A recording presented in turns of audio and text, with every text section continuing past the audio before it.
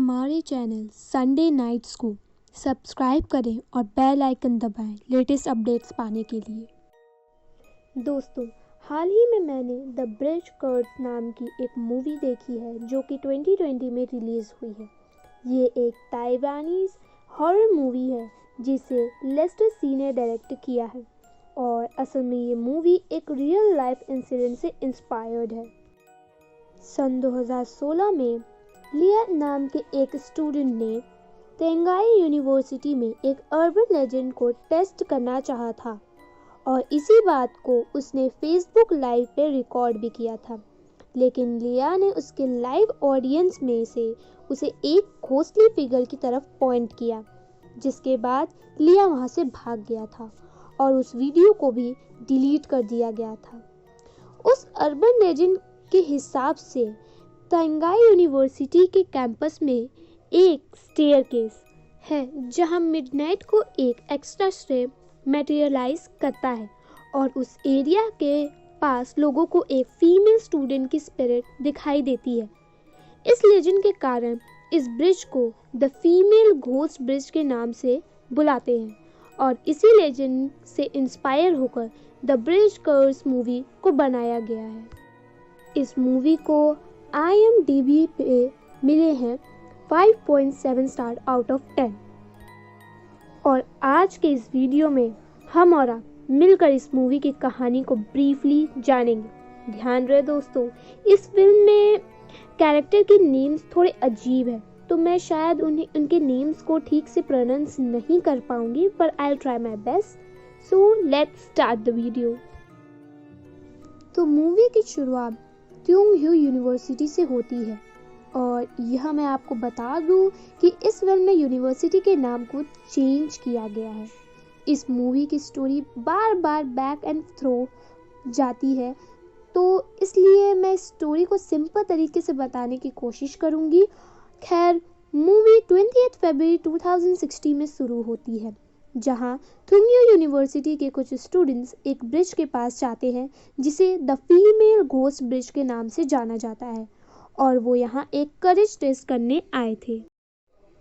Movie में ये बताया गया है कि कई साल पहले एक फीमेल स्टूडेंट रात के 12 बजे तक अपने बॉयफ्रेंड का इंतज़ार इसी ब्रिज पे करती है, पर उसका बॉयफ्रेंड वहाँ नहीं आता है और फाइनली उस लड़की ने लेक में कूदकर अपनी जान दे दी थी और तब से उसकी आत्मा उस ब्रिज के पास भटकती है।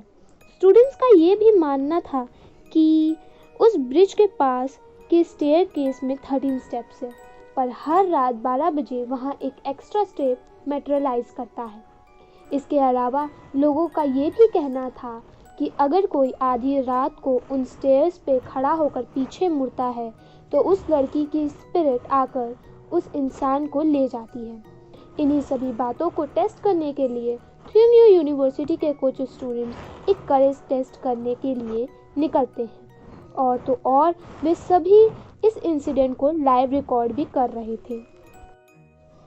इन स्टूडेंट्स के ग्रुप में 6 लोग थे और उनमें से एक लड़का जिसका नाम वेन याओ था, उसे बाकी लोग एक चेयर पे बिठाकर ब्लाइंड फोल्ड कर देते हैं।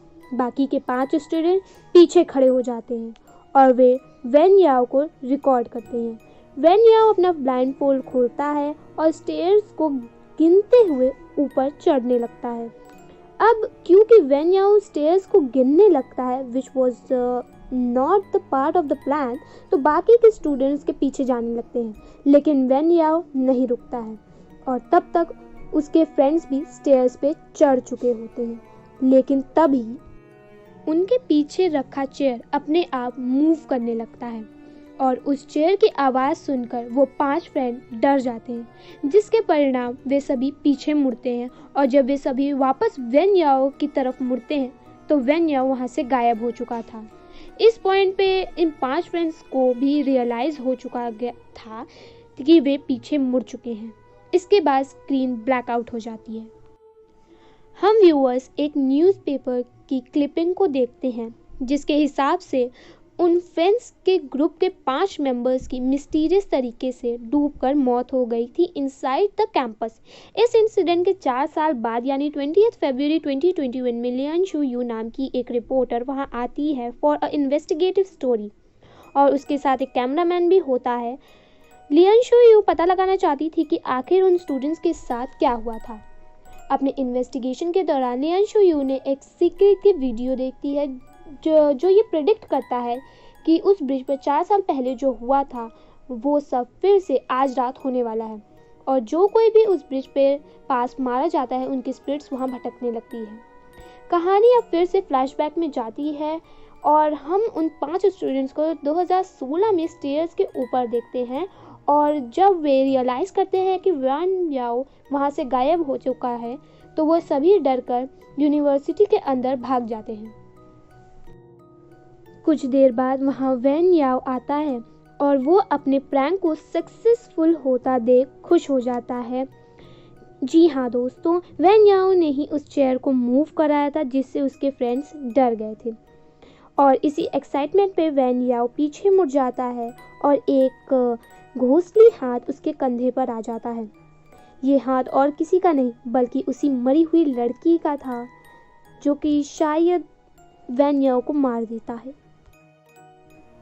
इसके बाद हम टी चुआन को देखते हैं जो कि वैन याओ को फ़ोन लगाता है पर कोई फ़ोन नहीं उठाता। टी चुआन सान नू के साथ मिलकर उस ब्रिज पर जाता है ताकि वो वैन याओ को ढूंढ सके और बाकी के 3 फ्रेंड्स अपने डॉर्म में चले जाते हैं। संग डॉर्म से निकलकर वॉशरूम जाता है पर वॉशरूम में कोई उसका डोर ज़ोर ज़ोर से बैंग करता है। संग बाथरूम के स्टॉल के नीचे से बाहर दिखता है पर उसे वहाँ कोई नहीं मिलता। पर जब वो स्टॉल से बाहर निकलता है तो वो दिखता है कि सारे टैप खुले हुए हैं और संग टैप्स को बंद करने लगता है। लेकिन तभी उसके सामने एक बकेट आ जाता है और एक घोंसले की आकृति संग को उसमें डुबाकर मार देती है। दूसरी तरफ हसीन चियाओ और यू जिंग गर्ल्स बाथरूम में जाती हैं और यू जिंग सभी चीज़ों को रिकॉर्ड कर रही होती है। जब हसीन चियाओ वॉशरूम में होती है तब उसे ऐसा लगता है मानो वॉशरूम में कोई है और वो ये यू जिंग को चेक करने को बोलती है लेकिन वहाँ कोई नहीं होता। यहाँ यू जिंग हसीन चियाओ को डरा देती है जिससे हसीन चियाओ नाराज़ होकर वहाँ से चली जाती है। यू जिंग का हाथ गंदा हो गया था तो वो उसे साफ करने लगती है लेकिन जब यू जिंग वॉशरूम से बाहर निकलती है तो उसे अपने सामने संग की पजेस्ड बॉडी दिखती है जिसे देखकर वो डर जाती है और वहाँ से भाग जाती है। मीनवाइल हसीन चियाओ एक डॉर्म रूम में जाती है जहाँ कोई उसका पैर पकड़ लेता है जिससे डरकर हसीन चियाओ बेड के ऊपर चढ़ जाती है। लेकिन दोस्तों उस भूतिया लड़की की स्पिरिट यहाँ आ जाती है और उस डॉर्म का डोर अपने आप ही लॉक हो जाता है। हसीन चियाओ जोर से चिल्लाने लगती है और वहाँ यू जिंग आ जाती है जिसके बाद वो दोनों वहाँ से डोर खोलकर भाग जाते हैं। जिसके बाद जब दोनों फ्रेंड्स स्टेयर्स से नीचे आ रहे होते हैं तो वो ये नोटिस करते हैं कि स्टेयर्स ख़त्म ही नहीं हो रही है, यानी कि उस लड़की की स्पिरिट्स ने स्पेस को मैनिपुलेट कर रही थी। तब वे दोनों एक डोर खोलते हैं और स्टेयरकेस से बाहर निकलते हैं लेकिन दोनों देखते हैं कि वो दोनों छत के ऊपर पहुंच चुके थे। यू जिंग अब काफ़ी डरी हुई थी और हसीन चियाओ उसे प्रॉमिस करती है कि वो उसका ख्याल रखेगी लेकिन तभी उस लड़की की घोस्ट वहाँ आ जाती है और वो हसीन चियाओ को नीचे गिरा देती है। इसके ठीक बाद वो घोस्ट यू जिंग को पानी के टैंक में डुबाकर मार देती है। इसी बीच टी चुआन और सान यू को वैन याओ का फ़ोन ब्रिज के पास पड़ा मिलता है जिसके बाद वे सीसीटीवी रूम में जाते हैं टू चेक द कैमरास क्योंकि उन्हें लगता है कि वैन याओ शायद कैंपस के अंदर ही है। यहाँ सैन नू टी चुआन से पूछती है कि क्या सच में उस ब्रिज के पास उस लड़की की मौत हुई थी और टी चुआन बताता है कि वो लड़की ब्रिज पर अपने बॉयफ्रेंड का इंतज़ार कर रही थी लेकिन वो नहीं आया और जब वो लड़की ब्रिज के 13th स्टेप पे होती है तो वहाँ 5 लोग आके उसे खींच कर ले जाते हैं और ये 5 लोग उस लड़की को मोलेस्ट करते हैं और फिर उसे लड़की को पानी में फेंक देते हैं टू डाई। तभी सीसीटीवी पे सैन यू को एक लड़की दिखाई देती है और पहले तो ये लड़की कैमरा से दूर खड़ी होती है लेकिन फिर अचानक वो उस कैमरा के पास आ जाती है जिससे सैन नू डर जाती है। अब दोस्तों यह अजीब बात ये थी कि ये टी चुआन को कुछ नहीं दिखाई दे रहा था। खैर, इसके बाद वे दोनों वहाँ से चले जाते हैं और एक रूम में पहुँचते हैं जहाँ काफ़ी सारे मैनिक्विन्स वगैरह रखे थे, लेकिन रूम में लाइट्स ऑफ थी। तो टी-1 सान्यू को डोर के पास रहने कहता है और खुद अंदर जाता है to switch on the lights.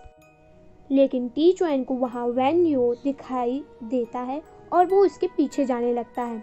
और इसी दौरान सान्यू रूम के अंदर आती है टी-1 को ढूंढने के लिए, लेकिन टी-1 सान्यू को नहीं मिलता और उसी भूतिया लड़की की स्पिरिट उस रूम में सान्यू को डराने लगती है। उस रूम में रखे कुछ मैनिक्विन्स अपने आप मूव करने लगते हैं, जिससे सान्यू बहुत डर जाती है। लेकिन टी-1 वहाँ आ जाता है और वो दोनों उस रूम से भाग जाते हैं। जब वो भाग रहे होते हैं तो उन्हें हसीन शाओ दिखाई देती है, जो कि असल में उस भूतिया लड़की का घोस्ट था, और वे टी-1 और सान्यू को उसके पीछे आने को कहती है। दोनों उसके पीछे जाते हैं, लेकिन जल्द ही दोनों को रियलाइज होता है कि हसीन शाओ उन्हें ब्रिज की तरफ ले जा रही है, और इसके बाद वो वहाँ से भागने की कोशिश करते हैं, लेकिन स्पिरिट सान्यू को हवा में खींच कर ले जाती है। मीनवाइल हम व्यूअर्स देखते हैं कि असली हसीन शाओ को होश आ चुका था और वे वहाँ से भागने लगती है।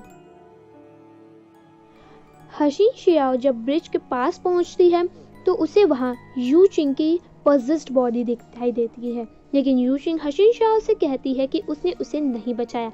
तभी उस भूतिया लड़की की स्पिरिट यू चिंग के पीछे आ जाती है, और जब हसीन शाओ भागने की कोशिश करती है तो उस लड़की की स्पिरिट हसीन शाओ को घसीट कर ले जाती है। मूवी यहाँ प्रेजेंट में शिफ्ट होती है। ली शो यू को सीसीटीवी को देखकर यह रियलाइज करती है कि उस रात 2016 में 6 लोग थे, लेकिन न्यूज़ में सिर्फ 5 लोगों की मौत का जिक्र हुआ था। लियान उस रूम में रखे कुछ स्टूडेंट्स के फोटोज को देखती है और उसे 6th स्टूडेंट को ढूंढने लगती है। लियान यूनिवर्सिटी के कुछ फाइल्स को भी देखती है और उसे पता चलता है कि कैंपस में 2012 में भी कुछ ऐसा ही हुआ था, यानी तब भी 5 स्टूडेंट्स की मौत हुई थी, लेकिन ये सब बातें न्यूज़ में नहीं आई थी। और लियान सिर्फ 2016 के केस को इन्वेस्टिगेट कर रही थी। कुछ फोटोग्राफ्स को देखकर लियान रियलाइज करती है कि 2012 और 2016 के इंसिडेंट में हसीन Shao was the common link, यानी हसीन शाओ दोनों इंसिडेंट में प्रेजेंट थी। ये बात लियान को परेशान करती है कि हसीन शाओ 2012 में कैसे बच गई थी, और फिर वो 2016 में वही करेज टेस्ट क्यों करती है।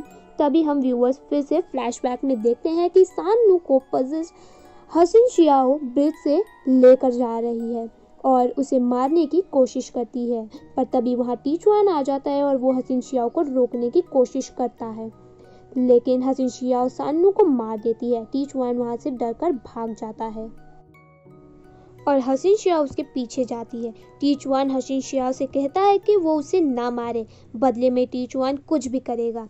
हसीन शाओ कहती है कि आज 5 लोगों को मरना ही होगा, और वो टी-1 को एक ब्रेक उठाकर देती है और वो कहती है कि टी-1 उसे मार दे, क्योंकि ऐसा करते ही टी-1 की जान बच जाएगी। इतने में उस भूतिया लड़की की स्पिरिट वहाँ आ जाती है और टी-1 पर अटैक कर देती है, और टी-1 ब्रेक से हसीन शाओ को हिट कर देता है, जिसके बाद स्क्रीन ब्लैंक हो जाती है। आई नो आप लोग यहाँ थोड़ा सा कंफ्यूज हो रहे होंगे, तो मैं आप लोगों को एक क्लियर वे में बताती हूँ कि एक्चुअली इधर हो क्या रहा है। हसीन शाओ ने 2012 में यही करेज टेस्ट लिया था अलॉन्ग विथ 5 फ्रेंड्स, और तब उसने उस भूतिया लड़की की स्पिरिट से एक सौदा किया था कि अगर वो भूतिया लड़की की स्पिरिट हसीन शाओ को जिंदा छोड़ देगी तो हसीन शाओ 4 साल बाद 5 स्टूडेंट्स को वहाँ लेकर आएगी ताकि उस लड़की की आत्मा उन्हें मार सके। इस डील से हसीन शाओ 2012 में तो बच जाती है, लेकिन वो 4 साल से उस स्पिरिट के कंट्रोल में होती है। अगले कुछ सीन में हम देखते हैं कि कैसे हसीन शाओ ने 2016 में अपने फ्रेंड्स को मैनिपुलेट करके करेज टेस्ट लेने के लिए उस हॉन्टेड ब्रिज को चुना था, और थ्रू आउट द टेस्ट वो उस भूतिया लड़की स्पिरिट की मदद कर रही थी। और मूवी अब फिर से प्रेजेंट में शिफ्ट होती है और हम लियान को 2016 के कुछ पिक्चर्स को देखते हुए पाते हैं। लियान का कैमरामैन तभी ब्रिज पर जाता है क्योंकि उसने 5 स्टूडेंट्स को बुलाया था ताकि वो टेस्ट कर सके if all the rumours about the haunting bridge was real. जब लियान रियलाइज करती है कि आज ही की रात 2012 और फिर 2016 में 5 लोग मारे गए थे, तो वो अपने कैमरामैन को फ़ोन लगाती है टू स्टॉप हिम, लेकिन तभी लियान की नज़र अपने कंप्यूटर में एक फ़ोटो में पड़ती है और वो 2016 के पूरे ग्रुप को देखती है जिसमें 5 लोग पिक्चर में थे। सैनू, यूजिन, हसिन शियाओ, वैन याओ एंड संग, और जिसने उनकी फ़ोटोज़ खींची थी यानी कि the 6th member of the group, उसकी तस्वीर मिरर से रिफ्लेक्ट होकर आ रही थी। लियान उस स्टूडेंट की फ़ोटो देखकर रियलाइज़ करती है कि उस 6th स्टूडेंट यानी टी चुआन और कोई नहीं बल्कि उसका प्रेजेंट कैमरामैन है।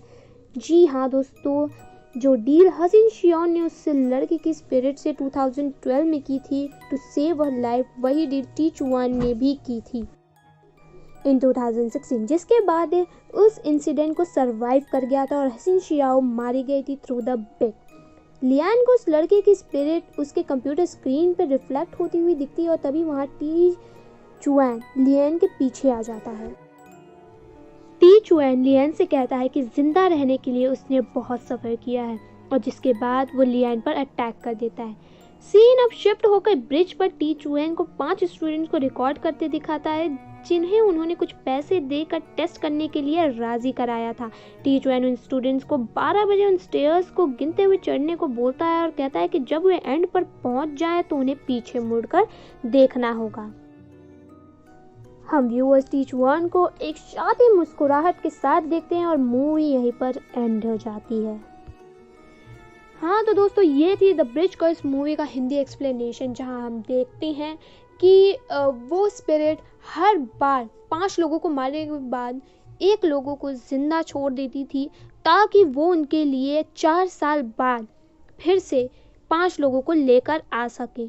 और जहाँ अगर हम ध्यान दें तो 28 फरवरी के 12 बजे ठीक यानी 29 फरवरी आ जाता था, जो क्योंकि हम ऐसा इसलिए बोलें क्योंकि 2016 वाज द लीप ईयर, यानी कि वो आत्मा, वो स्पिरिट हर साल लीप ईयर के ही अपना शिकार करती थी, वो भी 5 लोगों को। मूवी के डायरेक्टर ने इस बात को बहुत अच्छे से एक्सप्लेन भी किया है। I hope you all guys are enjoying this video. Please like, subscribe my channel and मिलेंगे next Sunday night एक ऐसी ही कहानी के साथ, और हो सकता है कि मैं फिर से किसी मूवी की ही एक्सप्लेनेशन लेकर आऊँ। तो मिलेंगे नेक्स्ट टाइम, तब तक के लिए बाय।